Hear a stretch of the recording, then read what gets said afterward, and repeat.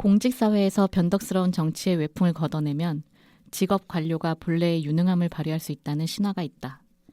무능의 원인을 관료가 아니라 정무직과 집권 세력에 돌리는 것이다. 하지만 나는 그러한 신화에 별로 동의하지 않는다. 직업 관료의 순수한 영혼도 유능함도 사실 그다지 본 적이 없었던 탓이다. 정치와 집권 세력은 관료를 때리며 국민에게 표를 얻는다. 마찬가지로 관료는 정치와 집권 세력의 변덕을 탓하며 자신의 무능과 철학의 부재를 교묘히 감춘다. K와 알파벳 K 사이에서 휩쓸리는 모습을 보며 우리가 읽어야 할 진짜 함의는 여기에 있다. 집권 세력과 관료는 앞서거니 뒤서거니 하며 서로 든든한 방패막이 역할을 한다는 것. 관료는 순진한 피해자의 얼굴을 하고 있지만 사실은 정책 실패의 지능적 공범이라는 사실 말이다.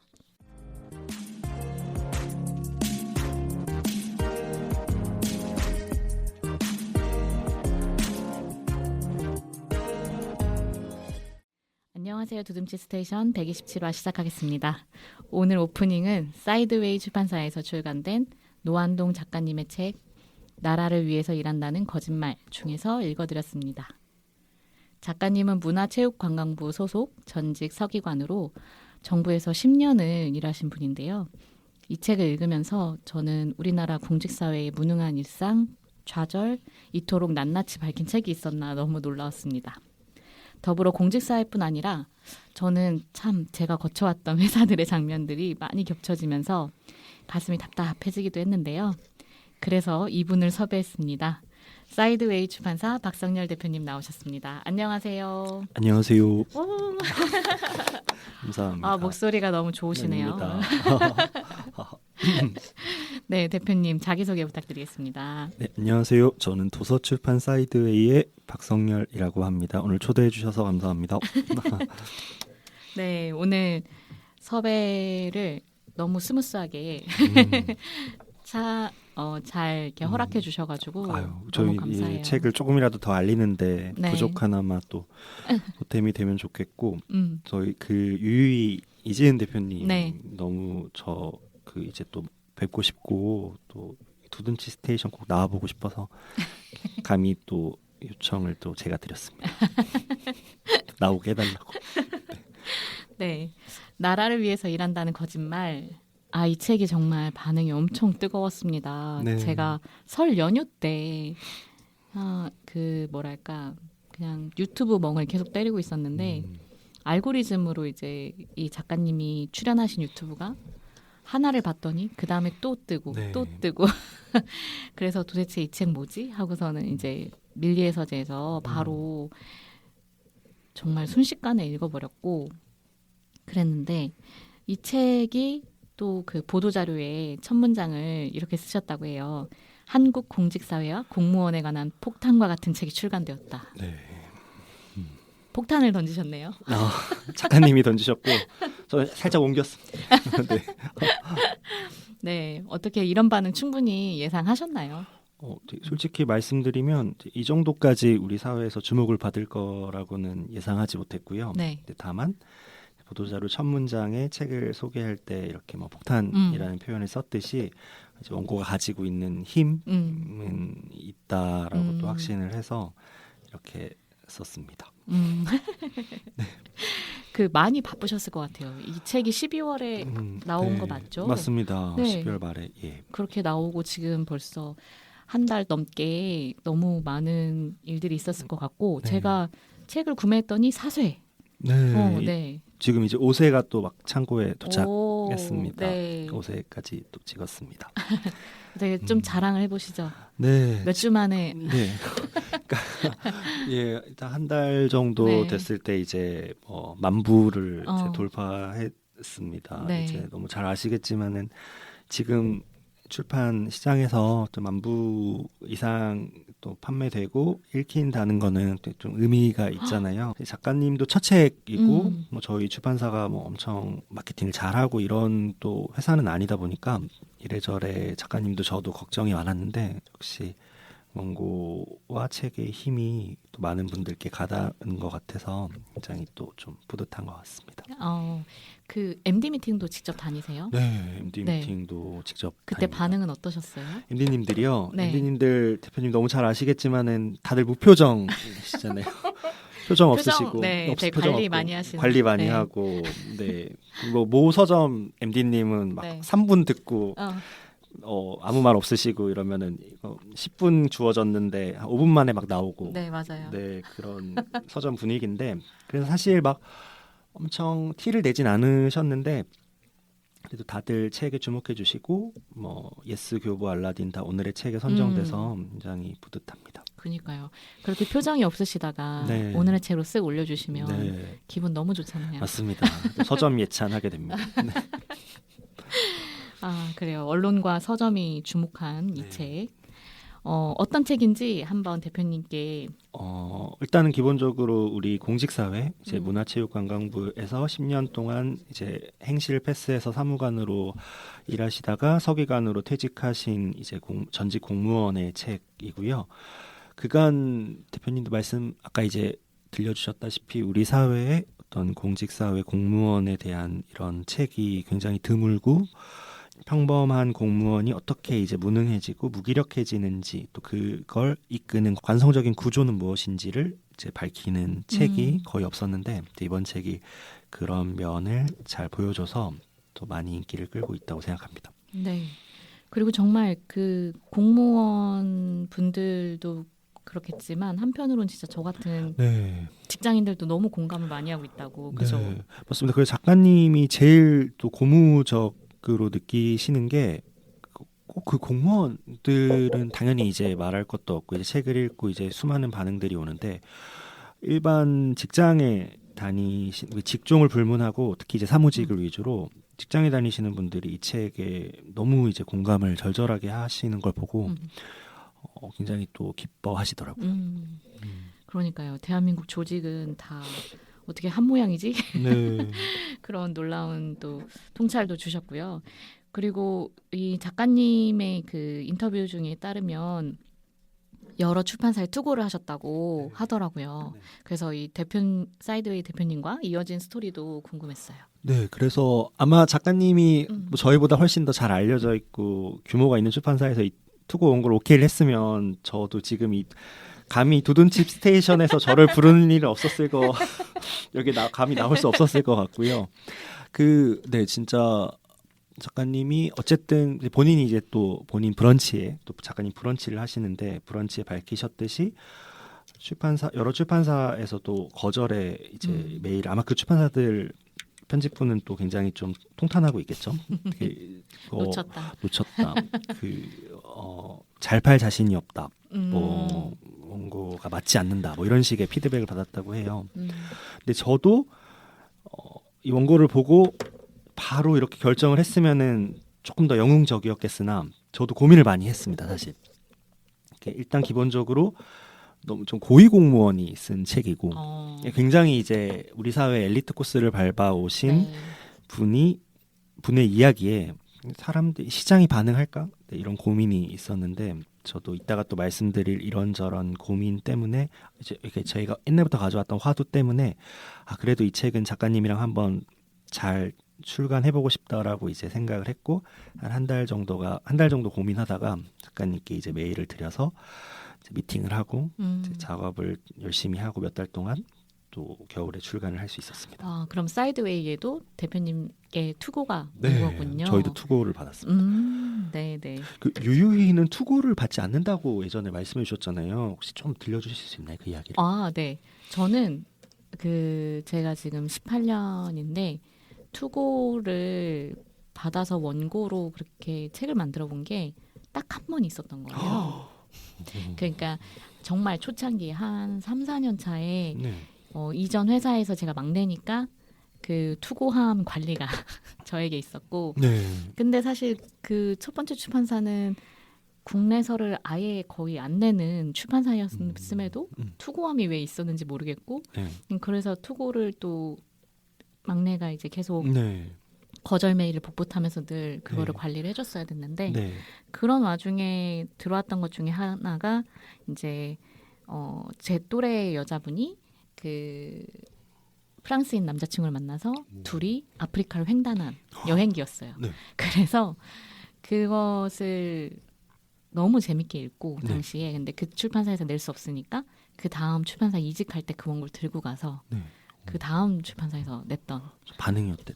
반응은 없었습니다만 어. 저는 즐겁게 아. 그 저자분들 다 이제 프랑스에서 오셔가지고 네. 같이 행사도 하고 뭔가 재미있었던 기억은 어. 있어요. 근데 저에게는 이제 굉장히 좋은 추억으로 남아 있는 책이기도 한데 네.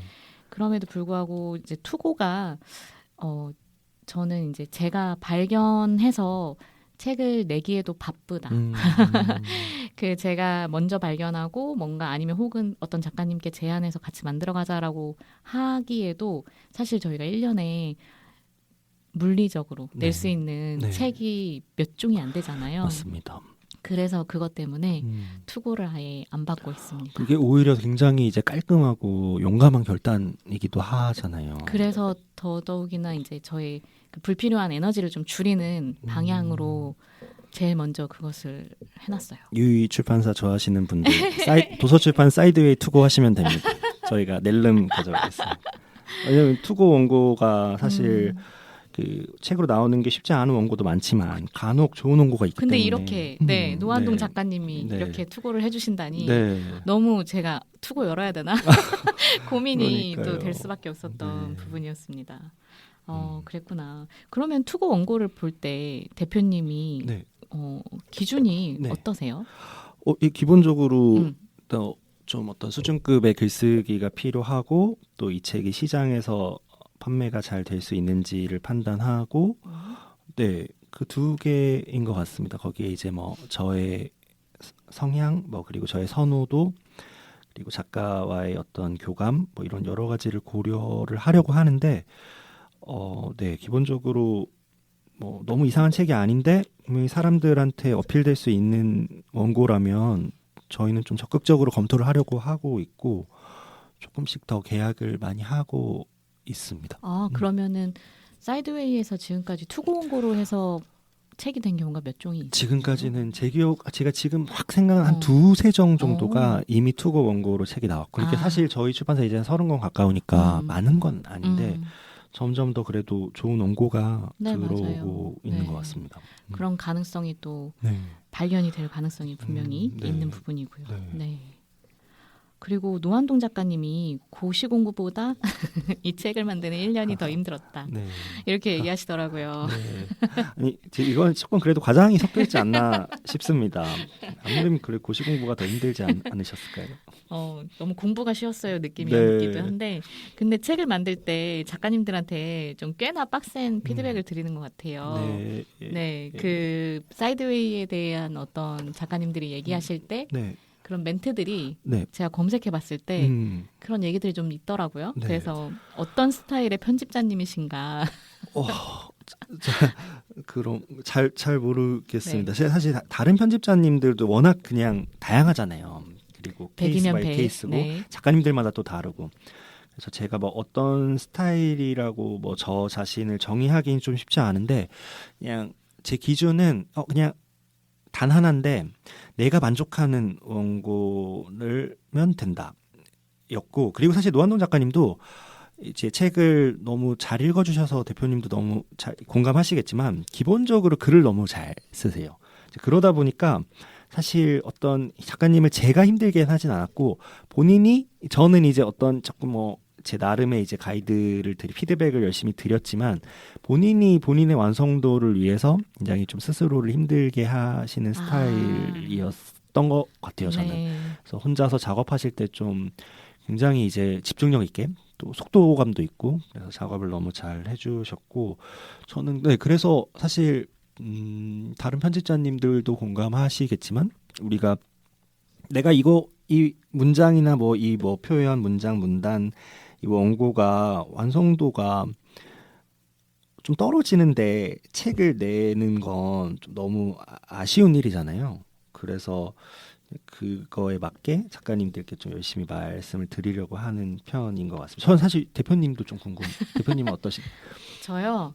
대표님 이렇게 웃는 얼굴로 네, 웃는 얼굴로 싫은 소리 하는 게 쉽지 않으시죠. 전 그래서 이거 네. 내 웃음을 이게 약간 내가 어느 정도로 진지하게 접근해야 되지? 이게 진짜 제 진심으로 좀 고민이거든요. 좀 네. 근데 또 책의 성격에 따라서 네. 뭐 주로 이제 또 이야기하시는 분들이 뭐 기자님이시라거나 뭐 이렇게 공무원님이시거나 뭔가 네. 이렇게 좀 뭐랄까 이런 딱딱한 피드백이 또 맞는 분들이시기도 하잖아요. 네. 네, 저는 일단 에세이 뭐 막 그림 에세이를 네. 하시는 분들에게 뭐 더 궁금한 얘기라거나 아니면은 근데 저도 이제는 너무 몸에 배어서 네. 근데 저는 단호하게 네, 단호하게. 말씀드리긴 합니다. 네, 이 부분은 꼭 필요합니다. 음. 이 부분 넣어 주셔야 돼요. 뭐 넣어주셔야 이렇게 돼요. 네, 꼭 이야기를 해요. 그러니까 뭐 수정 넣어달라 이런 거는 좀 부담이 없는데 아, 원고 빼자. 수정 생략 이거는 늘 좀 부담감이 있잖아요. 그렇죠. 네. 네. 그런 부분은 좀 더 부드럽게 설명을 말이 길어지는 것 같긴 해요. 네, 말이 길어. 그래도 좀 여러모로 네, 어떤 부분을 고민했는지를 더 자세히 설명을 드려야 설명하고 이제 오해 없으시게 오해 없게. 받게 네. 그렇게 하는 것 같습니다. 감사합니다. 소통에 뭔가 문제가 있으신가요? 고민이 네. 있으신가요? 늘 문제가 소통에 문제가 많은 사람인 것 같아요. 그래서 네. 이거 어느 정도로 이걸 좀 이렇게 부드러우면서도 단호하게 내 의사를 잘 전달하지 이런 게 늘 맞아요. 고민이고. 근데 편집자란 직업이 네.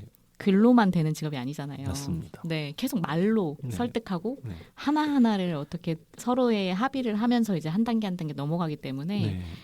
그런 부분이 초반에는 또 어렵기도 했었던 것 같아요. 작가님이 사실 이 노한동 작가님은 이제 뭐 국어교육학과를 나오셨고 네네네.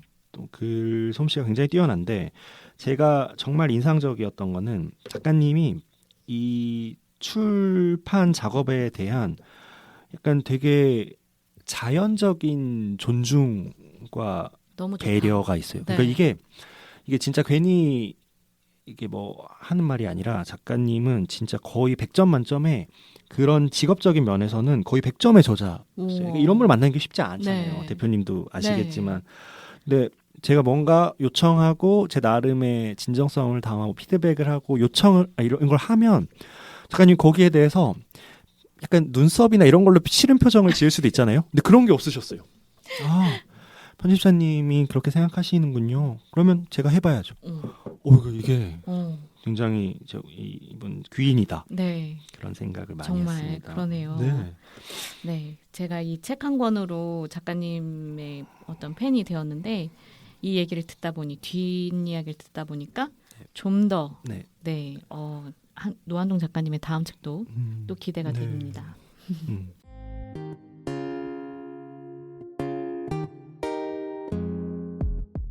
네, 그럼 본격적으로 저희 이제 책 이야기로 들어가 보도록 하겠습니다. 저는 이 책을 읽으면서 놀랐던 것 중에 하나가 우리나라의 공직사회의 규모, 공무원 수가 110만 명이 넘는다는 걸 처음 알았습니다. 당연히 그럴 수밖에 없다라는 게 우리나라 인구수가 4천만이 넘죠.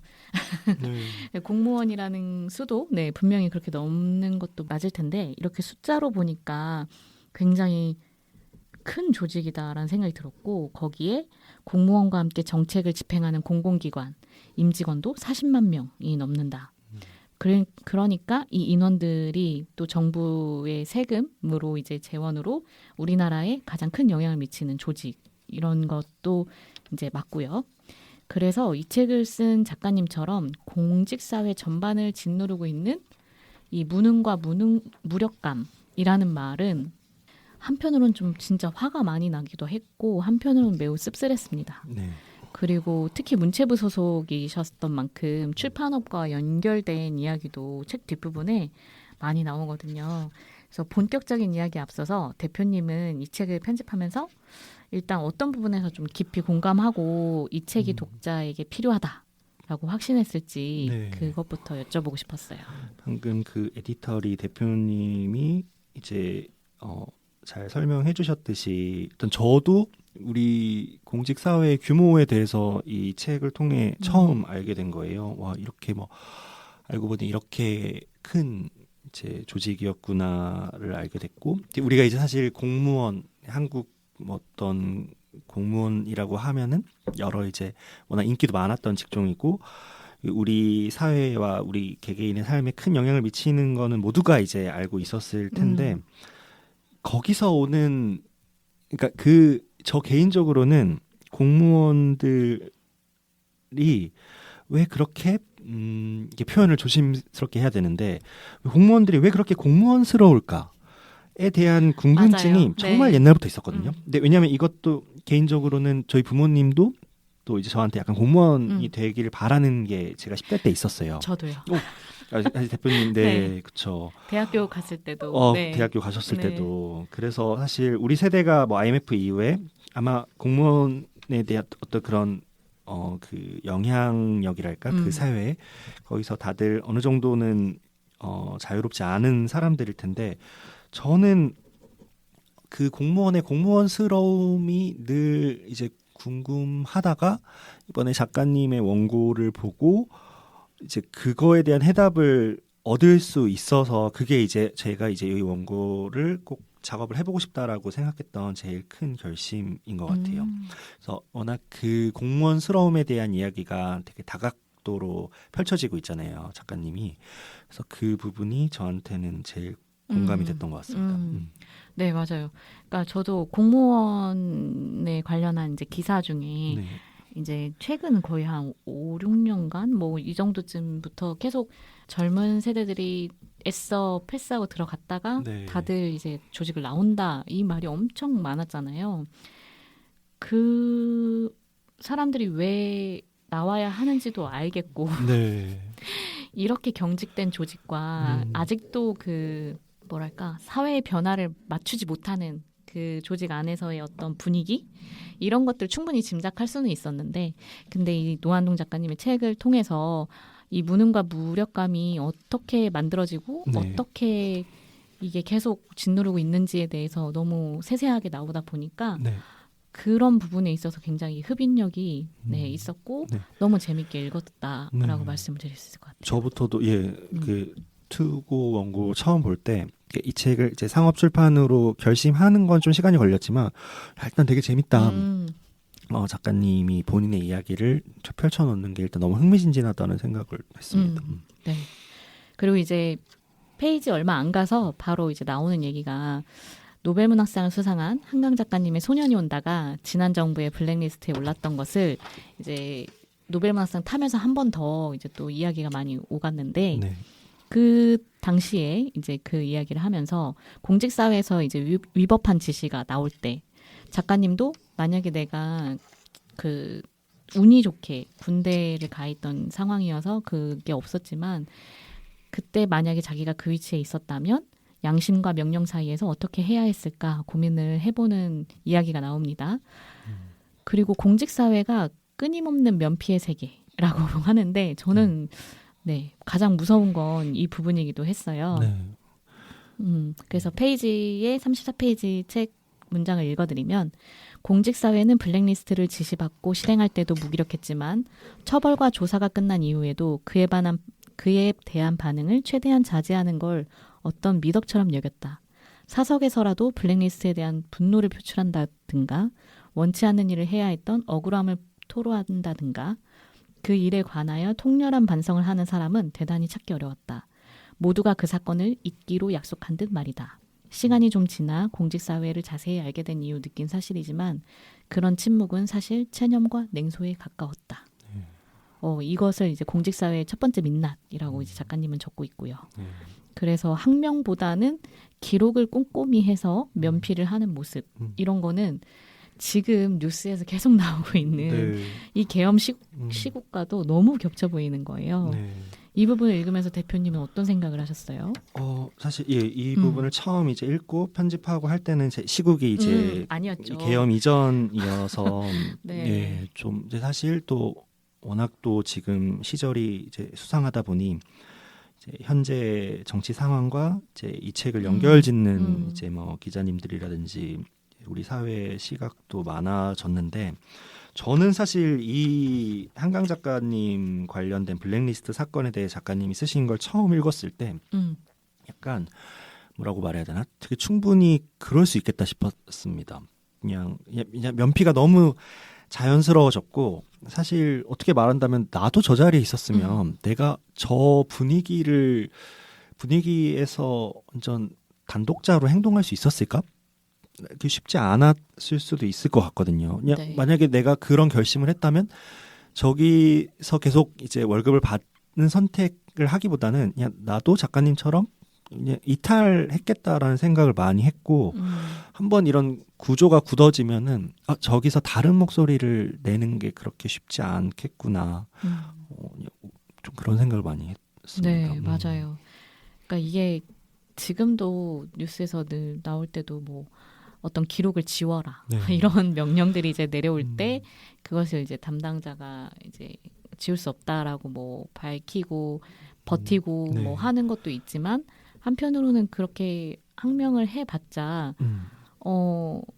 다른 곳으로 이제 뭐 보직 이동을 시키고 네. 뭐 또 다른 사람에게 그것을 지시하거나 이런 일들도 너무 많이 일어나다 보니까 네. 사실은 나 하나가 이걸 한다고 해서 목소리를 낸다고 해서 이 거대한 조직이 네. 뭐 금이라도 갈까? 이런 생각을 굉장히 많이 할 것 같고 네. 그렇게 해서 정말 쉽지 않은 맞습니다. 그래서 네. 이제 작가님도 프롤로그에서 한나 아렌트를 또 인용하고 계시잖아요. 그게 어떻게 보면은 이거 너무 엄격한 거 아니야라고 할 수 있지만 그냥 한 사람 한 사람 악의 없이 그냥 되게 타성에 젖어서 결정하는 어떤 업의 이런 결과물이 이제 사회적으로는 크게 봤을 때는 되게 사악한 결과가 네. 될 수 있다고 네. 하는 게 극적으로 드러난 사건이 블랙리스트 같은 사건인 것 네. 같습니다. 그리고 이제 한편으로는 조직이 흔들리는 큰 사건이 일어났다가도 이렇게 이제 아무도 말하지 않는 없던 일로 치는 그런 부분이 공직사회뿐 아니라 사실은 어느 조직에서도 볼 수 있는 일이기도 하다. 네. 저도 이제 또 여러 가지 장면들이 겹치기도 했는데 네. 그래서 그냥 이건 좀 질문으로 대표님은 조직 생활과 겹치는 장면 혹시 이 책에서 발견한 게 있었을까요? 이거는 발견 정도를 넘어서 제가 작가님 첫 미팅에 거의 인사하고 얘기한 게 있는데요. 그 일부에서 작가님이 점심의 정치학, 점심 혼자 드신 거 있잖아요. 네네네. 이게 제가 이제 뭐 다른 선배님들이나 유유히 이진 에디터리 대표님을 이제 이야기를 나누면 네. 대표님은 인사시잖아요. 저는 네 그렇게 들었습니다. 이렇게 너무 그러니까 이제 사람을 너무 좋아하시고 사람들과 이렇게 소통하고 서로 힘이 맞아요. 되고 이런 게 너무 인간한테 필요한. 저는 혼자 있는 분을 가만히 못 뒀어요. 와, 그 아싸들의 구세주. 아니 그게 진짜 마음이 따뜻하신 거고 이게 인간한테 되게 중요한 사회적 관계라는 걸 알고 계신 거거든요. 근데 뭐 작가님이나 저라고 해서 그걸 모르지는 않지만 제가 봤을 때 작가님은 이게 뭔가 그렇게 뭐 평가제도나 이런 것 때문에 서로 이렇게 좀 잘 보여야 되는 구성원들 간에 그런 게 있고 그런 것 때문에 약간 억지로 점심을 먹고 나 이 조직에 잘 융화되고 있어요라는 걸 드러내는 그 무언의 분위기가 싫어서 다른 건물 가서 점심 혼자 드시고 이런 내용이 제가 막 떠오르는 거예요. 대학 시절부터. 대학 시절부터. 그러니까 뭔가 저 점심을 막 이렇게 맨날 혼자 먹는 그런 그 정도의 아싸들의 특징 이게 자기가 그 정도는 아니었다 이런 거 어필하는 건데 근데 어쨌든 저는 그 정도는 아니었지만 그냥 뭔가 저도 이렇게 뭐 대학 시절부터 이제 회사 다닐 때도 점심 같은 시간을 내가 꼭 안 그러고 싶을 때나 뭔가 그렇게 이끌리듯이 막 무리지어서 먹으러 다니는 그런 분위기가 좀 싫었고 그런데 그걸 또 적당히 센스 있게 이게 이제 피해야 되니까 나 그냥 뭐 어디 뭐 일 있어 뭐 하고 이렇게 뭐 좀 멀리 가서 혼자 먹고 그런 게 작가님이 딱 그러셨더라고요. 그래서 작가님 저 이거 보고 되게 공감 많이 됐다. 제 속으로는 나도 당신과 같은 과의 사람이다. 약간 이런 생각을 해서 어필하셨군요. 예, 약간 이제 이 얘기의 결론은 난 조직 생활을 못했다. 조직 생활 진짜 힘든 것 같습니다. 네. 저도 조직 생활 굉장히 힘들어했습니다. 네. 그러니까 그렇게 이렇게 수평적 혹은 이렇게 뭔가 맞아요. 다른 업무 저희 편집 말고 이제 다른 쪽의 업무를 하시는 분들과 점심 먹고 그분들의 어떤 일이나 또 그분들의 생각 이런 거 듣는 것도 굉장히 즐거워하고 그랬는데 근데 그런 거는 그냥 저는 노는 쪽에 속한다고 생각을 하고 네. 사실은 그 조직 생활 안에서 이제 승진 뭐 어떤 업무가 나한테 하달됐을 때 그걸 잘 해내야 되는데 그 업무가 만약에 정말 똥일 때 이걸 내가 굳이 해서 이것을 만들어 들여서 좋아하는 걸 봐서 내가 그걸 조직 생활에 나를 이용해야 되는가? 뭐 이런 것들이 사실 저는 내가 하고 싶은 일이 아닌데 자꾸 업무가 주어진 어떤 부분들에 대해서 그러니까 제가 봤을 때는 별로 필요하지 않은 그런 류의 업무가 올 때에는 사실 굉장히 힘들어하고 어떻게 하면 피할 수 있을까를 많이 고민했던 것 같습니다. 대표님이 이 책 처음 읽으시고 인스타 스토리에 굉장히 이제 약간 분노에 차서 이 책 얘기를 올리셨거든요. 그러니까 네. 큰 출판사라고 다른 게 하나도 없었다 이렇게 얘기하신 걸 맞아요. 보고 좀 놀랐어요. 그게 지금 이 45페이지에 나와 있던 이야기인데 네. 영혼 없이 지시받은 대로 떠드는 관리자들. 회의만 시작되면 고개를 숙이고 업무 수첩에 상급자의 지시를 빼곡하게 적을 줄밖에 모르는 실무자들. 그들의 무난한 태도가 만들어낸 결과는 태만하고도 무심한 겉모습과는 달리 실상은 매우 파괴적이고 때로는 악하기까지 하다. 사실 진짜 일을 하려고 모인 사람들 네. 100%로 이루어진 조직은 없겠죠. 근데 그 진짜 일을 하려고 하는 사람의 퍼센트가 상급자로 갈수록 줄어드는 경우 그리고 특히나 중간 관리자들이 그 대표의 말을 그냥 고지고대로 아래에 전달만 메신저만 하면서 네. 어떤 일에 대한 대책이나 혹은 어떤 고민을 해서 뭔가를 마련해야 될 때 늘 항상 회의하자. 아랫사람들만 이렇게 쪽쪽 네. 이렇게 쥐어짜는 그런 것들을 제가 너무 겪었어서 그래서 좀 약간 이렇게 치를 떨었던 것 같습니다. 네, 출판사들에도 그런 무의미한 회의가 되게 많다고 하더라고요. 네. 회의주의자로서 회의만 8개, 9개씩 늘 하고 사시는 분들이 있어요. 그래서 저는 그거를 지금도 그렇다는 얘기를 건너 듣고는 아 진짜 업무가 없구나. 본인이 하는 업무가 없을 때 회의를 해서 그거를 자기가 시간을 알차게 쓰고 있다는 걸 계속 쇼잉을 하는 거거든요. 예. 그런 한심한 부분들이 너무 닮아 보였습니다. 저는 또 한편으로는 대표님의 이런 되게 긍정적인 반응이 되게 반가운 이유는 이 책에 이제 긍정적이고 부정적인 반응들이 이제 10이라고 합하면 10이라고 한다면 진짜로 객관적으로 말씀드려도 한 8에서 9, 8.5 정도는 긍정적이에요. 그리고 나머지 1에서 1.5가 이런 건 좀 아쉬웠다. 이런 건 좀 비판적으로 봐야 된다라는 좀 부정적인 반응인데 제가 얼마 전에 제 주위에 어떤 분이 이 책을 읽고 좀 되게 약간 비판을 하시는 걸 저한테 이제 말씀을 하셨는데 어떤 비판이냐면 이제 그분이 본인이 봤을 땐 이분은 그냥 되게 천성적으로 개인주의, 그러니까 이제 공무원 조직과는 안 맞는 사람이라 이분의 그 뭐 제가 말씀드린 뭐 점심 이야기도 그렇고 그 약간 그런 성격적인 이야기를 하시더라고요. 그 이제 본인이 잘 맞는 조직을 갔어야 되는데 이제 그런 게 좀 아니었다. 근데 그 말이 옳고 그르고는 또 이제 각자의 의견이 있겠지만 저는 그렇게 정말 성격적으로 대표님 이지은 대표님처럼 굉장히 이제 원만하고 다른 사람을 좋아하지만 공적으로 봤을 때 이게 잘못됐다는 거를 되게 이게 분리해서 좀 바라보는 이런 시각이 정말 좀 되게 그래서 저는 이지은 대표님이 이 책 잘 읽으시는 걸 보고 읽으신 걸 듣고 너무 좋았던 것 같습니다. 이게 성격만의 문제는 아니다. 예. 네, 그리고 조직형 인간과 아닌 인간 뭐 이런 이야기도 많이 하잖아요. 근데 그래서 저도 이제 조직 생활 잘 못하는 사람이다라고 이제 미리 얘기를 드린 것도 있는데 사실은 조직에 맞는 사람만 모여 있을 수도 없고 그리고 그 조직이 내가 맡고 싶어서 맞아야 제일 좋은 거잖아요. 그런 부분도 사실 좀 약간 그렇습니다. 유리멘탈에 대한 얘기를 오늘 트위터에서 잠깐 본 것 같은데 유리멘탈이 조직 생활을 이제 못하고 뭔가 이제 이렇게 떨어져 나가거나 뭐 이런 상황들이 있는 거에 대해서 우리가 왜 유리멘탈은 회사를 다닐 수 없고 조직 생활을 할 수 없나에 대해서도 돌아봐야 된다. 이런 이야기를 좀 했던 것 같은데 진짜 조직이 원하는 인간이 과연 그럼 조직형 인간, 조직이 원하는 인간이란 무엇인가라는 질문을 또 떠올리게 만드네요. 그러게요. 음. 네, 굉장히 좀 한국적인 측면이 또 있는 것 같아요. 네. 물론 어느 나라나 조직 맞습니다. 생활이 쉽진 않겠지만 네.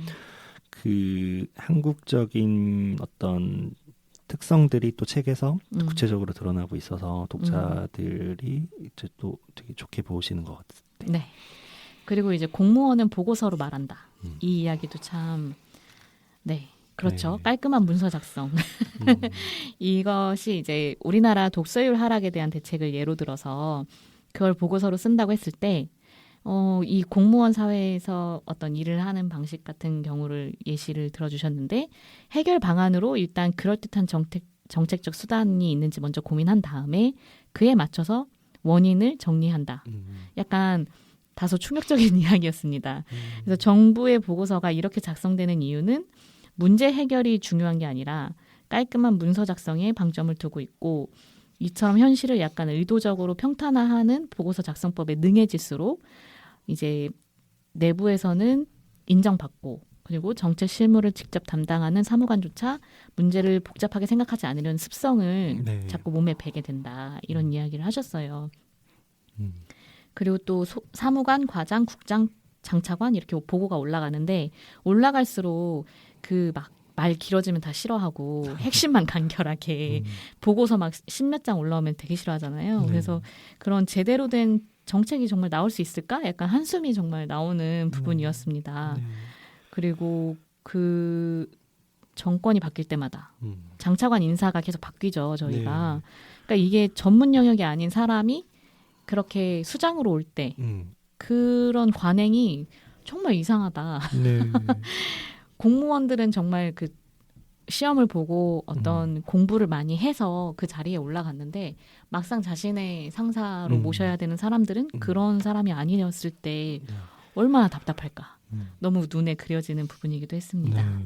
대표님은 이 부분을 또 어떻게 보셨나요? 네, 저도 뭐 두 부분 다 너무 공감이 됐고, 사실 보고서 파트는 정말로 이 책 읽고 리뷰해 주시는 공무원들이 너무 공감 많이 하시더라고요. 저는 사실 이게 이제 세종에서 일하는 행시, 이게 이제 5급 이상의 이제 그 정부청사 이야기이기 때문에 사실 작가님이랑 이야기를 많이 한 것도 그렇고, 그러니까 이제 6급 이하 좀 각 지자체나 이런 좀 더 실무단에서 일하는 공무원들도 좀 공감할 수 있는 이야기가 키워드, 뭐 사례, 경험 이런 게 좀 더 많이 들어가야 될 것 같다고 이제 작가님이랑 저랑 이제 얘기를 많이 나눴거든요. 근데 그렇게 그런 토론을 하면서도 작가님 눈에 뭔가 약간 확신이 있었어요. 그리고 그런 말씀도 자주 하셨는데, 이게 물론 세종에서 일하는 고위공무원 이야기지만 자기는 이 공무원들이 이 내 얘기에 반응을 할 것이다.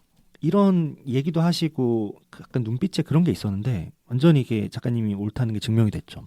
그래서 보고서가 정말 이제 이 문화가 만연해 있다는 거는 굉장히 이제 맞는 얘기인 것 같고, 사실 그 문화에 단점만 있다고 또 할 수는 없을 거예요. 네. 그리고 충분히 또 그 관행에서 이제 필요한 거를 가져가야 되고, 실제로 좀 굉장히 요약하면서 더 내용이 깔끔해지고 곁다리가 쳐진 측면이 없진 않은데, 문제는 모든 보고서가 이렇다는 게 그런 결국 네. 관성과 관행의 문제가 아닐까, 그렇죠. 이렇게 생각을 하고, 그리고 이제 정무직 뭐 장차관 인사 이런 거에 대해서는 사실 작가님의 이 책의 핵심적인 문제의식과 통하는 이야기라서 또 언급할 만한 한데, 그러니까 이게 말하자면은 지금 책임과 권한의 이 불균형을 계속 말씀하시잖아요. 네. 우리가 작가님도 이제 사부에서 많이 말씀하시지만 우리가 사실 공무원한테 기대하고 뭐만 있으면은 정부의 대책이 요구된다. 나라가 나설 거를 요구하지만 네. 사실 이 행정 영역이 이미 정무, 그러니까 국회, 정치인, 뭐 대통령을 비롯한 정권의 입김에 너무나 시달리고 있다는 게 사실 어떻게 보면 이 작업을 시작하신 제일 큰 원동력 중에 하나라, 이 부분을 좀 제대로, 그러니까 무조건 공무원 아닌 뭐 유명 인사든 뭐 어디 분야든, 지금 이제 문체부 장미란 이제 선수 전 이제 국가대표가 차관을 하고 있잖아요. 네. 그런 게 무조건 나쁘다는 게 아니라 네. 우리가 한 번쯤은 이렇게 이제 평생 공무원 실력을 쌓은 공무원들의 목소리가 제대로 반영되는 이 부분에 대해서 생각을 해야 된다. 그런데 지금 이렇게 어디서 와서 이제 어쩌다 공무원이 돼서 이제 핵심 수장이 돼서 뭐 1, 2년 하고 떠나는 이런 부분에 네. 대한 반성이 필요하다. 이런 생각을 하고 계시죠. 맞습니다.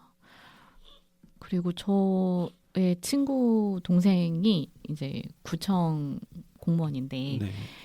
그 구청장도 이제 선출직이잖아요. 그러니까요. 그래서 이제 정치 쪽으로 이제 어느 당에서 이제 오느냐에 따라서 매번 뭐가 많이 바뀌잖아요. 네. 근데 그럴 때 공무원의 입장에서 저는 그럼 되게 싫겠다. 그러니까 저의 그냥 단순한 생각으로는 만약에 정말 싫은 당이 자신의 정치적인 어떤 입장과 다른 당이 위에 오면은 너무 싫겠다. 그냥 네. 그렇게만 생각을 단순하게 했었거든요. 네. 근데 그 동생의 말이 한 당으로 쭉 가는 게 더 위험하다고 얘기를 하는 거예요. 네. 그래서 오히려 바뀌는 것이 그래도 한 번 바뀌는 것이 좀 낫다. 이런 얘기도 하더라고요. 그래서 일하는 입장에서는 또 다를 수도 있겠구나. 네. 그러니까 관행이라는 게 만약에 계속 굳혀졌다면 그 부분을 한 번은 외부의 힘으로 이렇게 좀 흔들어줘야 되는 어떤 부분도 있고 네. 그런 부분도 네. 얘기가 되는 것 같아요. 네. 공감합니다. 그리고 이제 계속해서 관료사회, 공직사회의 문제점들이 정말 끝도 없이 막 쏟아지는데요. 그중에 보좌 문화와 온콜 이야기가 있습니다. 근데 이제 보좌 문화 같은 경우에는 어쨌든 공직사회에서 성과 평가 그리고 승진의 기준이 무엇을 얼마나 잘했는가가 아니라 누구를 얼마나 가까이에서 보좌했는가. 이걸 가지고 이제 주로 많이 조직의 그 방향이 그쪽으로 가는 부분에 대한 이야기를 하고요. 그다음에 온콜. 저는 이거 너무 충격적이었어요. 정말 이거는 구시대적 악습 아닌가 이런 생각을 했는데 네. 예산 시즌에는 출퇴근과 관계없이 온콜 상태여야 하고 국정감사 등 국회가 열릴 땐 전날 새벽까지 자료와 질의에 대응해야 한다. 예산과 국회 등은 어느 정도 예측되는 시즌이 있다는 점에서 그나마 좀 나은 편이다. 더 큰 난관은 국무회의, 장관회의, 실국장회의 등 정부 내부에서 돌아가는 각종 회의 준비다. 회의 내용에 자신의 소관 업무가 들어가면 언제 어디서 누구에게 연락 올지 모르기 때문에 담당자는 늘 바짝 긴장 상태를 유지해야 한다. 그래서 결국 공무원도 이 모든 과정을 겪으면서 공직사회의 일이란 그저 관습에 따르거나 기관장을 빛내기 위한 거대한 비효율의 반복일 뿐이라는 학습된 무기력을 체득한다. 그래서 행정고시를 힘들게 패스하고 또는 공무원 시험 패스를 정말 죽어라고 해서 갔는데 이런 상황이라면 저는 정말 빠른 퇴직을 했을 것 같아요. 오히려 또 퇴직을 하셨을 수도 있지만은 네. 굉장히 잘 적응하셔서 고위직에 또 올라가셨을 수도 있지 않았을까. 제가 또 그런 보좌 같은 거 정말 잘 못해서 이런 거에 정말 심각성을 느꼈는데 네. 대표님이 또 볼 때 네. 어떤 점을 가장 심각하다고 보셨을까요? 저는 그 이제 문제가 해결이 안 되면 오히려 예산이 많이 나오는. 네. 맞아. 그거 사실 우리가 누구나 그 약간 그 아이러니를 약간 예감은 했을 거예요. 그런데 또 작가님이 너무 흥미진진하게 우리나라 그 출생률 떨어지면은 저출생 문제를 해결하기 위한 부처나 이런 데 예산이 더 가는 그러고 보니까 그러네. 전 그게 되게 맞아요. 문제를 해결하면 예산이 줄어드니까 그러니까요. 그 부서 사람들에게는 안 좋은 거예요. 맞아요. 그러니까 이게 무슨 상황이지? 네. 문제를 그대로 두거나 네. 혹은 더 있다고 말을 해야 되거나. 맞아요. 네. 그 부분 너무 재밌었고 그리고 위원회 문제. 네, 뭐만 있으면 위원회 설립하고 뭐 전문가의 의견을 듣겠다. 이 말이 가진 무책임함을 작가님이 또 너무 잘 묘사하셨던 것 그렇죠. 같습니다. 연구 용역 관련한 네. 부분도 네. 그러니까요. 정말 이게 또 이제 거기 이제 정부랑 친한 어떤 뭐 지식인인 어디 교수 전문가 업계 전문가만 계속 이제 불려가고 거기서 나오는 거는 또 정부가 이제 문제를 해결하기보다는 적당히 이제 시간 끌면서 이제 우리는 이 문제를 고민하고 있어 정도의 제스처를 계속 제스처를 이제 사회에다 대고 하는 네. 이런 흐름에 대해서 이 부분도 사실 이게 이제 문체부만의 문제가 아닌 게 어디 뭐 공공기관에 있든 다른 부처에 있든 뭐 몇 급이든 간에 공무원분들이 공감을 진짜 많이 하더라고요. 그럴 것 같아요. 네. 그리고 뭐 저희가 가까이에는 출판산업진흥원이 있잖아요. 출판산업진흥원에서 그런 이제 출판 지원 사업 관련해서 설명회를 하거나 네. 뭐 아니면은 뭐 또 지원 사업을 한 이후에 그거에 대한 어떤 또 애프터에 대한 어떤 부분을 또 조사를 하시는 네. 것들을 저희가 많이 협조를 하게 되는데 네. 그런 걸 볼 때마다 그러니까요. 그렇습니다. 그게 이제 진짜 대표님도 공감하시겠지만 하는 게 나쁘다는 게 아니라 맞아. 네. 정말로 그냥 해야 되니까 하는 이게 이 진짜로 어떤 개선하고 이런 개선을 그런 게 있다고 개선에 해가 되는 건 아닌데 뭐 조사 많이 하면 좋죠. 그리고 이제 우리 그게 더 나은 제도 시행을 위해서 도움이 되면 출판사든지 얼마든지 협력할 건데 이제 문제는 그냥 이게 돈이 나오니까 하고 기계적으로 하고 진정성이 전혀 보이지 않는다는 거. 아마 네. 이런 거에 대한 맞습니다. 이제 우리 뭐 출판사 사람들의 좀 안타까움이 있다고 생각합니다. 네. 네. 네, 그리고 이제 출판업계에 대해서 이야기가 나오는 부분을 마지막으로 살펴볼게요. 그러니까 어느 날 이 작가님께서 국장님의 지시로 출판 에이전시 대표님을 만납니다. 저는 슬쩍 누구신가 이렇게 머릿속에 떠오르는 어떤 네. 인물들이 있었는데 근데 작가님과 한잔하면서 이제 작가님이 이렇게 물어봐요. 한류가 저토록 난리인데 우리 책만은 해외에서 이토록 안 팔리는 이유가 무엇일까요? 라고 이제 물어보니까 에이전시 대표님이 솔직히 가져다 팔 게 없어요. 다들 자기가 쓰고 싶은 것만 쓰잖아요. 라고 이야기를 했다고. 그래서 그 부분에서 조금 이 작가님도 그런가? 약간 이렇게 한 대 띵 맞은 느낌이 있으셨는데 그 뒤에 이제 고민하셨던 부분이 이런 부분이 있습니다. 출판사와 작가 모두 해외의 독자가 어떤 책을 원하는지에 대한 고민 없이 자신들이 내고 싶은 책만 내고 있으면서 한국적인 것이 세계적이라는 말로 수출 전략의 부재를 가린다는 뜻이었다. 우리나라 출판업계가 책을 기획하는 단계부터 판매하는 마지막까지 해외 독자를 타깃으로 치밀한 노력을 했던 적이 있던가라고 이야기를 하고요. 그리고 또 정부 예산, 독서 예산을 연간 약 5천억 원을 쓴다고 합니다. 공공도서관까지 합치면 출판 산업의 수요를 진작하기 위해서 정부가 지원한 예산은 아무리 적게 잡아도 연 1조 원. 그런데 왜 책의 위기는 심화하기만 할까? 혹시 위기의 원인을 사회와 정부가 잘못 분석하고 있는 건 아닐까? 위기의 핵심 원인이 출판 산업의 수요 측면이 아니라 공급 측면에서 발생하고 있는 건 아닐까? 수출 시장에서 우리나라의 출판사와 작가들이 해외 독자들이 원하는 책을 좀처럼 내지 못하고 있는 것처럼 내수 시장에서도 이들은 독자가 원하고 관심 있는 책을 제때에 충분히 내고 있지 못한 것은 아닐까라고 약간 저는 이 부분에서 뼈를 맞았거든요.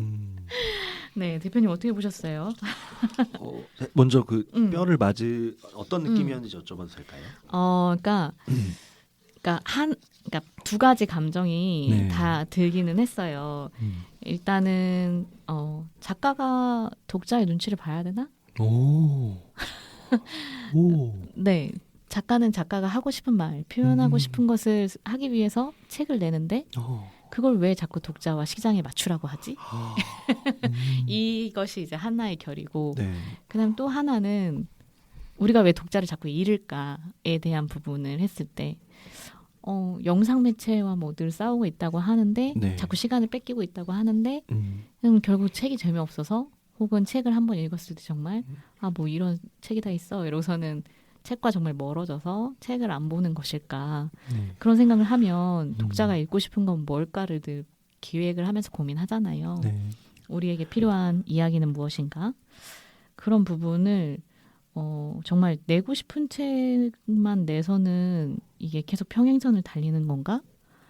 라는 그런 고민도 했고 그 다음에 이제 해외 독자들의 시선을 뭔가 생각해 본 적이 없다 이런 얘기 했는데 진짜 생각해 본 적이 없어요. 저희가 저희는 지금까지 내수용 네, 수출이 그렇게 폭발적으로 일어난 적이 없었던 맞아요. 지금까지 없었고 이제 막 시작이 된 시점이라 사실은 해외 독자가 우리 책을 뭘 재밌게 읽는지 뭐 전혀 알 길이 없었죠. 네, 그런 부분이 분명히 네. 있습니다.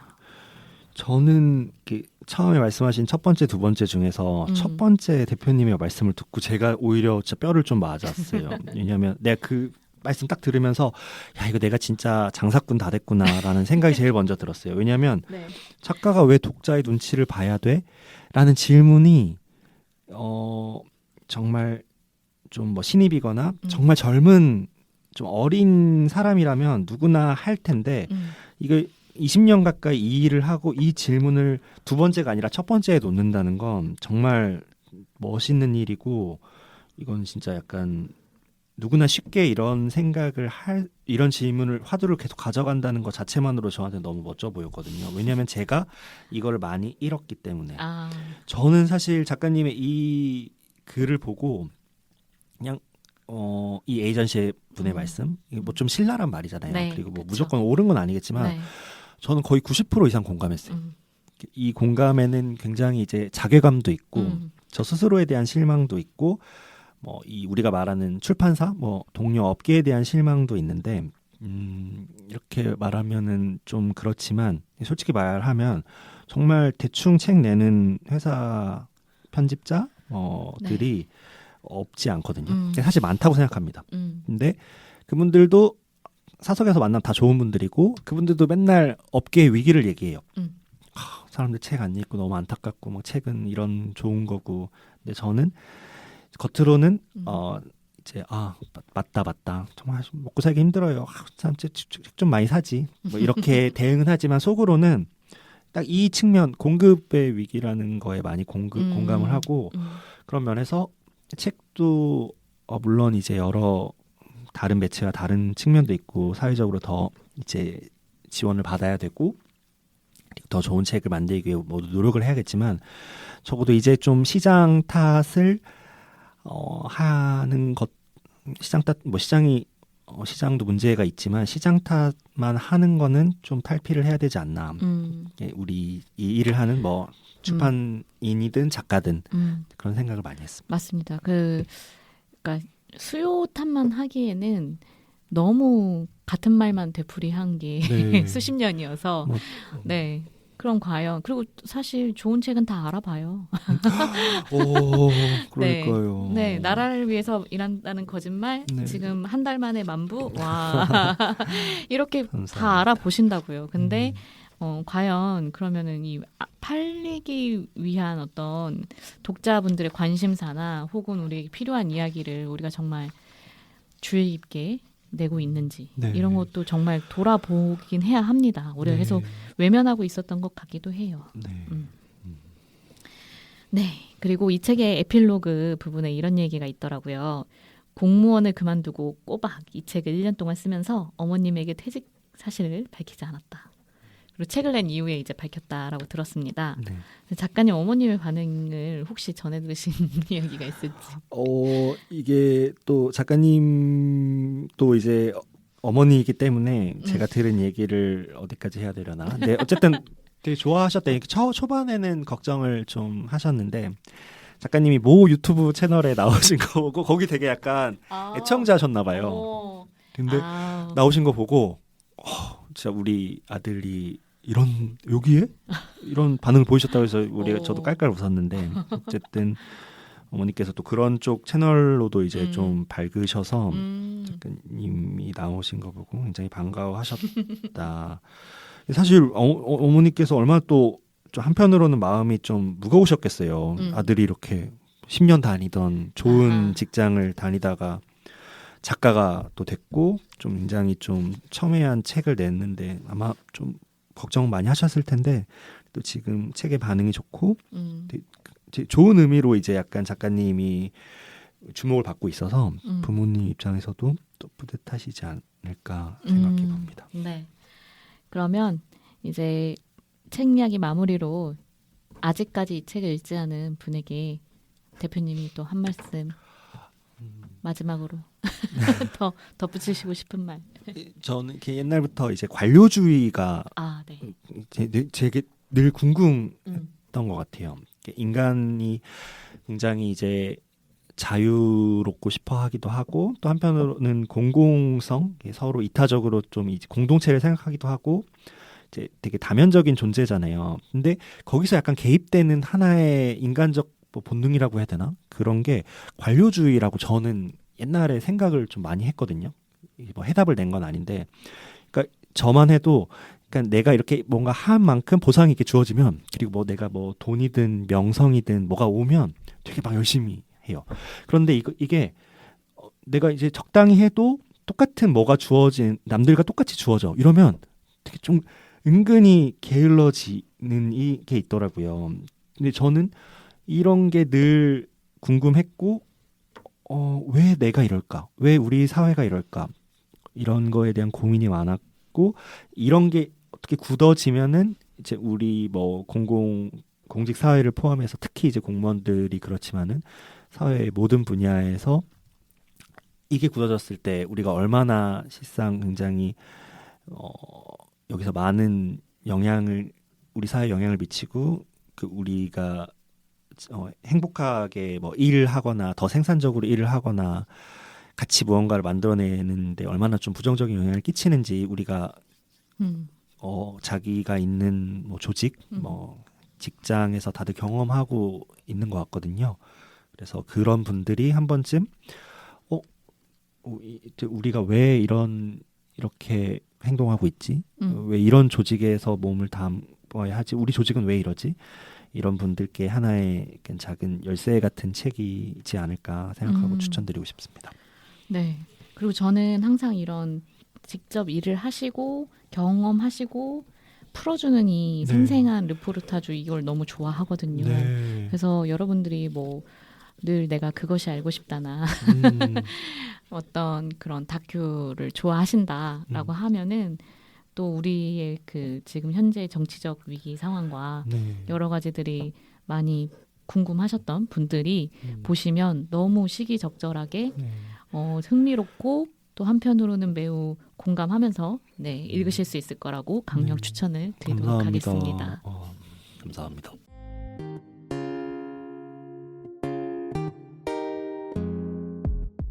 네, 그러면 마지막으로 대표님을 한번 파헤쳐 보도록 하겠습니다. 질문지 받고 뭐 당황하시진 않으셨죠? 네. 네. 너무 좀 지금 저 파기에는 너무 보잘것없는 출판사라 괜히 에너지를 안 쓰셔도 되지 않을까. 아니에요. 진짜로요. 제일 궁금한 하이라이트입니다. 아닙니다. 일단 사이드웨이 출판사 이름이 네. 동명의 영화에서 따오셨다고. 네, 일단 영화를 너무 좋아했고 그리고 원래 네. 영화를 굉장히 좋아하시는 분이셨어요? 이 영화요? 아니요, 그냥 영화요? 일반적인 영화. 그냥 영화 좀 좋아하는 정도, 제가 엄청 조예가 깊은 건 아닌데 네. 영화 그냥 좋은 영화 많이 봐야지 정도였고, 근데 이 사이드웨이라는 이제 알렉산더 페인 감독의 영화가 너무 계속 반복해서 봤는데 이제 출판사 이름을 정해야 될 때가 왔는데 그냥 좀 사이드웨이 그러면은 뭐 어감도 나쁘지 않고 뜻도 뭐 샛길 곁길 나쁘지 않고, 그래서 또 이제 영화가 약간 출판 코드도 들어가 있거든요. 책 관련된 얘기거든요. 네. 그래서 책 관련된 얘기는 아니지만 그 소설가가 되고 싶어하는 굉장히 찌질한 어떤 남자가 맨날 막 투고하고 이러는데 거절받고 그래서 알코올 중독 수준에 이르는 뭐 그런 약간 뭐 로드무비기도 하고. 저 로드무비 좋아합니다. 영화 보시면 네, 또 와인 영화기도 하고. 근데 너무 영화 좋아서 따왔습니다. 근데 되게 흥미로웠습니다. 일단 출판사 이름부터 이런 낭만이 있으셨네? 라는 생각을. 그러면 저도 하나 살짝 궁금했던 거, 유유히 또 이름에 여기서 방송에서 말씀하셨을 수도 있지만 여쭤보고 싶습니다. 유유히는 제가 출판사를 빨리 차려야겠다라고 생각을 한 뒤에 남편과 산책을 하다가 이것저것 다 던져봤어요. 막 리드맨북스? 있어요. 있어서 못했습니다. 리드맨북스 가려고 했어요. 등록이 돼 있더라고요. 우와. 그 출판사 이름 검색하는 그 사이트를 이제 계속 켜고 하나하나 던질 때마다 막 이렇게 다 적어봤거든요. 그러다가 좀 뭔가 이 조직 생활 안에서 컨베이어 벨트에 계속 돌면서 책을 끊임없이 쏟아내던 어떤 바쁨, 그 막 숨막히는 어떤 속도를 좀 벗어나고 싶다 이런 생각이 들어서 유유희라고 이제 이름을 생각했는데 저도 역시 발음이 유유희 이렇게 받침 없이 부드럽게 가는 게 좋아가지고 이 느낌 너무 좋다. 근데 장강민 작가님이 네. 유유출판사 대표님이 싫어하지 않으실까요? 라고 네. 얘기하셨는데 네. 아니요. 아무 신경 안 쓰실걸요? 이러면서 네. 유유희라고 지었고 네. 그러고 나니까 진짜 그 뭐 출력실 저희 이렇게 인쇄소 데이터 올릴 때 네. 폴더 이렇게 이름이 있는데 유유 뒤에 꼭 유유희가 네. 붙는 거예요. 그래서 재밌다. 유유 쫓아가야겠다. 이런 생각하면서 네. 있었습니다. 그러니까 대표님께도 이런 유유히 네. 거니는 이 느낌이 그 속도로 가자. 속도로 가자. 네, 그 생각으로 지었습니다. 근데 이제 또 올해나 내년 막 가까운 시일 내엔 또 막 출간 일정 네. 많은 책들을 출간하시고 하실 수도 있으려나요? 근데 늘 다시 컨베이너 벨트에 올라타는 어떻게 생각하세요? 늘 유유희라고 이렇게 상징적으로 해놓고 네. 밑에서는 엄청나게 발버둥 치고 있기 때문에 네 맞아요. 네. 그래서 그렇지만 겉으로는 항상 여유 있게 네. 가자. 그렇게라도 가자. 적어도 겉으로는 네 그런 척이라도 하자. 네, 너무 예쁩니다. 그 2018년 4월에 아이돌을 입문하다 첫 책으로 내면서 출판사를 시작하셨고 지금까지 총 27종, 8종 내셨나요? 네, 27종 이 나라를 위해서까지. 네, 네. 그래서 2025년 사이드웨이 8년 차에 들어가는 소회를 또 네. 궁금했어요. 저 아직 3년 차잖아요. 쪼렙이잖아요. 2022년이니까 이제 4년 차시죠. 네, 4년 차. 4년 차로 치실 거예요. 네. 12월생인데. 2022년 12월. 네. 12월에 되셨구나. 네. 와, 그래도 4년 차. 아니 근데 저는 이거 대표님이나 뭐 동료분들 가끔 사석에서 만날 때 늘 네. 하는 얘기라 좀 지겨우시겠지만 저는 너무 지쳤고요. 제가 막 바로 뭐 출판일 그만두진 않을 텐데 이 뭔가 비상한 대책이 필요할 것 같고요. 좀 어떻게 마련을 해야 될 것 같습니다. 사실 네, 이렇게 좀 오래되고 하나하나 늘 쫓기고 하다 보니까 약간 좀 지친 게 사실이고 이제 올해 또 좀 잘 정비해서 그래서 올해 할 수 있게 노력하겠습니다. 네. 소회는 지쳤다. 8년차 지쳤다. 네. 그렇군요. 네. 네. 그 시기가 금방 저도 올 것 같은데. 네. 그간의 출간작들의 외서가 없었어요. 국내 기획과 출간 등의 1인 출판이 계획대로 운영되는 게 참 쉽지 않은데 그럼에도 이제 국내서를 중심으로 하고 있으셨던 이유가 있을까요? 이제 크게 두 가지인데 첫 번째는 제가 외서를 위주로 하는 출판사에 다녔었는데 그러다 보니까 약간 진짜 무에서부터 뭔가를 만들어내는 일에 대한 로망, 욕심이 있었고요. 또 막상 해보니까 되게 보람이 있고 또 저한테 어느 정도 좀 맞는 것 같아서 그렇게 해왔고 또 나머지 하나의 이유는 돈이 없어서 예, 자본금에 이제 맞습니다. 외서가 이제 네. 자본금이 또 크게 필요하니까 들어갑니다. 네. 그 두 가지 이유였습니다. 네. 네. 그렇지만 올해 나온다 곧. 네, 이제 번역서도 해야 될 것 같습니다. 네. 이 작가님들 이제 계약하셨으면 마감 잘 지켜주셔야 되고요. 작가 좀 어떠세요? 유유히 뭐 예전에 회사 다니실 때도 그렇고 작가님들이 좀 어떠셨나요? 아니 예전 회사 다닐 때는 작가님들이 마감을 잘 지켜주셨고 늘 문제 없었다라고 생각했거든요. 네. 근데 유유히를 하다 보니까 왜 마감이 마감대로 안 되지? 이 생각이 계속 들고 작가님을 계속 제가 쫓아다니고 있습니다. 작가님들을. 아니 지금 아니 지금 대표님이 웃는 게 아닙니다. 대표님 이제 또 진지해지실 수 있어요. 네, 제가 봤을 때. 네. 작가님 원고는 이렇게 계속 이야기를 하고 있는 상황입니다. 이제 웃는 게 아니라고 생각합니다. 네. 네, 그리고 창업 계기 이직하는 타이밍에 중소기업진흥공단에서의 청년 창업 자금 대출 5천만 원을 들고 시작하셨다고요. 네. 대출이 안 나왔으면 저는 이제 경력으로 이직해서 아마 계속 뭐 회사를 다니면서 뭐 천천히 이제 좀 도모했을 수도 있을 것 같은데. 근데 이거 어쨌든 대출을 신청하신 거잖아요, 본인이? 맞아요. 왜 그러셨어요? 그때는 약간 저는 그런 게 있었던 것 같아요.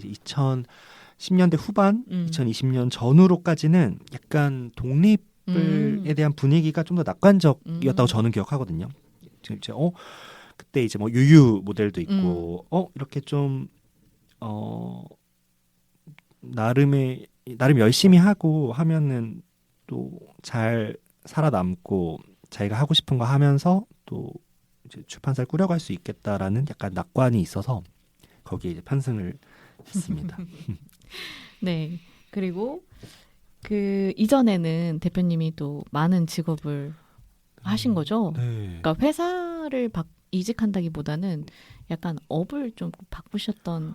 맞습니다. 맞습니다. 저는 막 네. 졸업하고 그러니까 저는 약간 되게 그냥 하고 싶은 거는 그냥 하는 좀 뭐랄까 되게 약간 좀 잘 정착을 못하는 그런 진짜 스타일이어서 이게 되게 한 업계에 오래 계신 분들에 대한 제 리스펙트가 엄청 크고요. 왜냐면 그걸 내가 같이 못했으니까. 그러면 저도 저 나름의 장점이 있겠지만은 저분들은 저렇게 오래 함으로써 갖게 되는 진짜 능력치가 뭔지를 알기 때문에 되게 부럽고, 근데 저는 그래서 막 대학 졸업하고 바로 했던 건 사실 연극 쪽 일이에요. 연극 그냥 재단, 연극인 관련 재단 들어가서 막 거기 사무일도 하고 막 기획일도 좀 하고 하다가 거의 얼마 안 다니고 되게 작은 매체 기자도 하고, 그리고 또 그 다음엔 전자책 서점 리디북스 가서 거기 이제 인문사회 MD로 일하다가 또 이제 그쪽 그 연으로 해서 또 출판사 디지털 컨텐츠 팀에 들어가서 또 그 일 하다가 또 편집 일도 이제 곁다리로 하다가 또 이제 편집 일만 또 하게 된 약간 요런 굉장히 좀 네. 이직을 많이 했습니다. 네. 다양한 경험을 쌓아 오셨습니다. 네. 네. 근데 대표님도 진짜 바쁘실 거잖아요. 하루 일과가 어떻게 흘러가는지 네. 좀 궁금했습니다. 요즘 이렇게 책이 나오면 워낙 또 뭐 미팅이나 뭐 외부 일정도 많고 또 하다 보니까 이제 또 아직까지는 혼자 하다 보니까 주로 뭐 서점분들 만나거나 마케팅 일까지 이제 하다 보니 뭐 아주 뭐 정해진 루틴이 있지는 않고요. 그 다음에 또 그래서 요즘은 최근 지난 연말부터는 사무실에서 이렇게 진득하게 앉아 있는 시간이 좀 적었던 것 같아요. 네네. 네. 혹시 또 이렇게 약간 요거는 지킨다 이런 좀 약간 선배님으로서도 저요? 루틴이 있으신가요? 저도 많이 무너졌어요. 그래서 지금 반성하고 있는데. 근데 심지어 또 요새 많이 추웠잖아요. 그렇죠. 네. 그래서 저 막 출근하려고 막 준비하다가 네. 밖에 막 눈이 폭설이 막 오는 걸 보고 재택해야겠네 하고 다시 옷을 갈아입고 뭐 이런 경우도 있었고, 그러니까 원래는 출근을 뭐 10시까지는 하자. 그리고 퇴근은 5시에 하거든요. 네. 정말 앞뒤로 1시간씩 빼먹고 10시부터 5시까지 사무실을 지키자. 이게 이제 저의 기본인데 지금은 거의 맨날 11시에서 12시 사이에 출근하고 퇴근도 4시 할 때도 있고 막 이런 식으로 왔다 갔다 하면서 하고 있었습니다. 그러면 댁에서도 좀 일을 하시는 스타일? 집에서도 일을 종종 하는데 사실 또 요즘에 지금 원고가 없어서 지금은 계속 좀 한가하게 놀고 있었고, 근데 집에서도 이제 뭐 밥 먹고 저녁 먹고 난 이후에 좀 일도 좀 더 할 거 있으면 하고 그래서 밤 11시, 12시에 제가 실수로 예약 발송해야 되는데 그냥 메일 발송하는 경우 있잖아요. 밤 11시, 12시에요? 네네네. 그럴 때 너무 보내놓고 저도 깜짝 놀라고 이거 작가님한테 실수했다 어떡하지? 막 이런. 지금 제가 약간 뜨끔하는 게 뭐냐면 이때 메일을 보내는 건 실례인가요? 그 시간에 메일을 바로 발송하는 건 실례입니다. 알림 오니까? 네. 알림도 올 수 있고 그 다음에 그분이 아침에 확인해도 이 시간까지 나를 이렇게 생각해서 뭔가 일을 하고 있었구나라는 부담을 주는 거죠. 그래서 항상 예약 발송으로 몇 시로 거세요? 8시 반이든 9시든 그쯤으로 이제 일을 시작하시면서 보게끔 하는 게 조금은 예의. 업무적인 예의. 이거 왜냐면 저 약간 그 어필하는 것도 있었거든요. 그쵸. 어필도 물론 가끔은 써도 가끔은 돼요. 하지만 너무 지나치게 막 새벽에 보내는 건. 그쵸. 저 어제도 새벽 1시에 메일 2통 보냈거든요. 근데 이거는 왜 이렇게 어필 많이 하세요? 근데 이거는 저는 그 생각이 없었어요. 왜냐면 또 근데 말씀을 듣다 보니까 요즘에 어플리케이션 때문에 알림이 오겠다. 그렇죠. 알림을 안 꺼놓으신 분들은 특히나 조금은 방해를 받을 수 있으니까. 저는 당연히 문자, 뭐 카톡, 연락, 전화는 하면 안 되는데 메일은 저는 좀 다르게 생각했는데 진짜 섬세해. 근데 이거 진짜 앞으로 네, 말을 못 주의해야겠어요. 하실 수도 있어요, 작가님들이. 그러니까요. 진짜 배워갑니다. 방송 나와서 배워가요. 네. 진짜. 네, 그렇습니다. 그것도 이제 말씀드리고 싶었어요. 그러니까 이 원고가 없으시다고 했잖아요. 네. 근데 이제 대표님은 내 인생도 편집이 되나요? 저자시기도 하잖아요. 네. 원고가 없을 때는 글을 쓰시라. 저 책 너무 그저께 어저께 읽었는데 너무 재밌게 읽어서 아유, 감사합니다. 아직 안 읽으신 분들 네. 꼭 읽으시고 글 다시 글 너무 써보도록 쓰셔서 하겠습니다. 예. 저도 초창기에 제 글 쓰고 막 그랬거든요. 이거 계약하는데 원고가 안 들어오잖아요. 근데 막 먹고 살아야 되잖아요. 대출 받아놨는데. 네. 대표님 글도 너무 잘 쓰시니 꼭 우리 사회에 네, 좋은 책 알겠습니다. 한권. 너무 대충 대답하시는데 죄송합니다. 이것도 예의가 아니었는데 부담드려서 부담. 아니에요. 아니 저 근데 은근히 남 부담 잘 주거든요. 어. 근데 이거 진짜 주의해야 되는데 대표님 근데 저도 그래요. 그건 편집자의 어떤 예. 본성과도 같은 거여서 예. 작가님들한테 늘 책 쓰자고 하고 네. 늘 부담을 많이 드립니다. 네. 괜찮습니다. 네. 네. 그리고 또 혼자가 편할 때도 있고 또 외롭고 힘에 부칠 때도 있고 또 많이 지치셨다고 해서 이런 질문이 조금 죄송스럽긴 하지만 아닙니다. 그래도 1인 출판의 장단점 물론 이제 1인 출판이 아닐 이제 계획이 있으시다라고 네. 했지만 지금까지 해오셨던 1인 출판의 장단점을 한번 솔직히 얘기해 주신다면요. 예, 장점은 진짜 노한동 작가님이 본인 책에서 말하셨던 진짜 조금의 가짜 노동도 없다. 전혀 있을 맞아요. 수가 없죠. 그냥 진짜 노동만 해요. 진짜 노동. 되게 진짜 노동만 해요. 좋은 카피인 것 같은데. 이제 저거 메모에 가서 네. 진짜 노동만 해요. 이지은 작가. 근데 진짜 자유롭게 일하고 의미 있는 일만 할 수 있다는 거. 사실 그게 이제 제일 유일하면서 제일 큰 장점인 것 같고요. 단점은 네, 이제 대표님도 이제 책에 이제 인용하셨던데 그 미치지 않고서야 네, 책 저도 너무 좋아했었는데 그 네. 책 보면 이 작가가 뭐 엄청나게 뭐 수백만 부 아마 팔았죠. 그 막 엄청난 편집자인데 그 편집자도 막 그 얘기하거든요. 나 사실 막 주위에서 사업하라고 독립하라고 얘기하는데 그거 안 하는 이유가 사실 이런 시스템이 주는 힘 너네 잘 몰라 뭐 이런 얘기 하잖아요. 근데 저 그게 이제 나와 보면 그게 뭔지 아마 이지은 대표님도 뼈저리게 알죠. 네, 알고 네. 계시리라. 예. 그래서 그런 저는 사실 아까 처음에 이제 점심의 정치학 말씀하시고 뭐 로빈 덤바의 법칙 그래서 인간에게 필요 이상의 관계는 필요 없다라고 필요 이상의 관계는 이제 뭐 약간 무의미하다 이런 작가님의 완전히 이제 동의하지만 동시에 한편으로 그런 조직과 시스템이 주는 힘도 개인한테 되게 중요하다 이런 그렇습니다. 예. 저도 15년, 16년간 조직 생활을 했지만 진짜 9시부터 6시까지 그렇게 빼곡하게 네. 채우고 네. 그리고 한 달이 금방 쑥쑥 지나가면서 월급 나오고 많은 일들이 네. 월급도 나오고 또 그 안에서 정말 어떻게 그렇게 미친 속도로 일을 했지라는 게 지금은 너무 물음표인 거예요. 네. 네, 그때보다 지금 저는 거의 일의 절반을 안 한다고 생각하거든요. 네.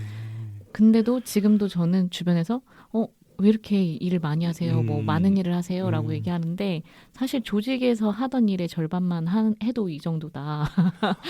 라고 말씀드립니다. 이제 저도 약간 직원 채용을 생각하고 있잖아요. 이제 좀 오래 했으니까. 그런데 그렇게 직원을 미친 속도로 일하게 하는 관리자의 덕목은 뭔가요? 팁 좀 부탁드려도 될까요? 생각할 틈을 안 주는 거. 네. 일이 없으면 생각이 많아지고 이직할까? 생각도 하고 일이 없으면 네.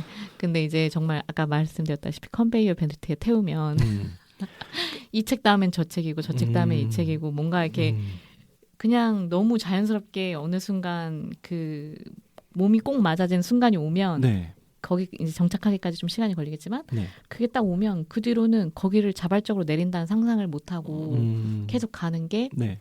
매우 단점이었지만 경영자의 입장에서 경영자 입장에서 태워야만 하는 그런 입장일 수도 있겠네요.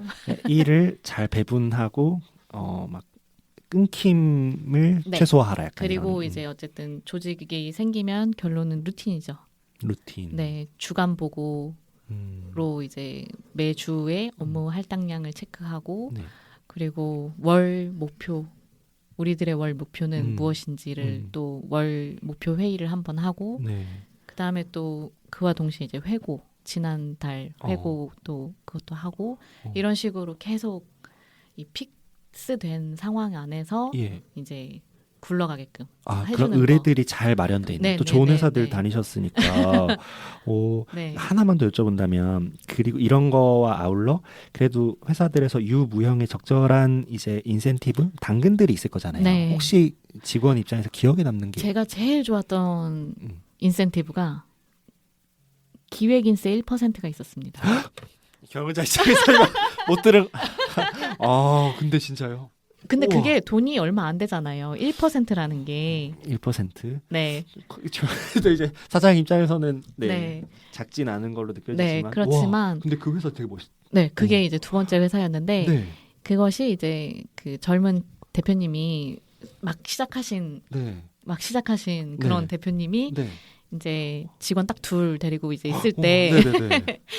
기획을 해야 하는데 그쵸. 어떤 동력을 부여하고자 네. 동기부여를 하고자 와. 그렇게 해서 1%를 네. 퇴사 후에도 챙겨주셨던 그런 아름다운 선례가 있었습니다. 그러게요. 와, 그 근데- 이후론 본 적이 없어요. 들은 네. 적도 없고. 우와. 근데 편집부 분들이 네. 우리 팀은 기획을 안 해. 뭐 이런 고민들 많이 하시잖아요. 네. 네, 저는 정말 좋은 당근이라고 생각합니다. 그렇죠. 네. 이건 제가 이제 기획자 편집자였어도 음. 어디 조직에 있을 때 이거 있으면 네, 자세가 욕심 나요. 달라질 수밖에 없. 네, 관료주의와 정반대에 있는 네. 아니 근데 전 이런 게 궁금한 게 사실 1%의 돈이 아깝다기보다도 이렇게 작은 조직에서는 이거를 사장이 직접 막 1%막 이게 반기마다 매겨서 그거는 그 대표님이 그 애를 쓰셨겠죠? 네, 네. 그렇겠죠. 그 이제 관리 그게 이제 뭐 실무 그게 있었던 경영기획팀이 있는 게 아니었잖아요. 대표님이 하셨죠, 직접. 네, 네. 네. 네. 좀 마음 무거워지지만 그럼 네. 그때 한 몇 권 정도를 그걸 받으셨? 저 아유. 그때는 한 권밖에 안 한 했었어서. 권. 네. 네, 근데 줄 몰랐다가 네. 나중에 퇴사하고 나서 주셔가지고 네. 아이고 1세만 받았긴 했지만 어쨌든 감사합니다 했죠. 네. 음. 근데 이거 진짜 대표님 말씀이 진짜 사실 뭐 개인적으로는 부담스럽더라도 진짜 필요한 부분이잖아요. 네. 그리고 와. 저는 굉장히 좋은 거라서 저도 네. 나중에 저의 조직을 꾸리게 된다면 네. 네, 꼭 이어가고 싶어요. 진짜요? 네. 와.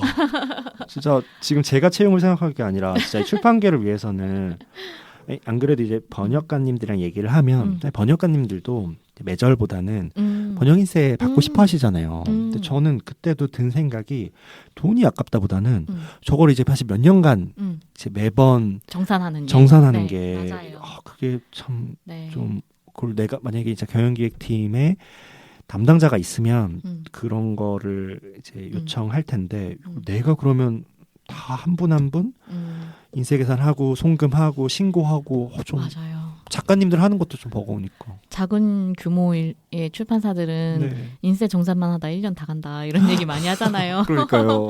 그 시즌이 또 머리 아프고 맞아요. 네, 그런 일들이 또 있습니다. 근데 그 맞습니다. 멋있는 대표님은 지금 뭐 하시는지 여쭤봐도 될까요? 지금은 이제 사업에서 손 떼시고 네. 직장인으로 돌아가셨어요. 그럼 출판사 다니시나요? 네네네. 편집자신가요? 노코멘트 하겠습니다. 네, 알겠습니다. 우와. 네. 이따 말씀드릴게요. 네. 네. 그리고 회사 밖에 있으니까 좀 내가 하고 싶은 일에는 몰두하는 건 좋으면서도 네. 약간 업계 소식이나 동향 이런 건 조금 멀어지는 그런 느낌이 있기도 해요. 네.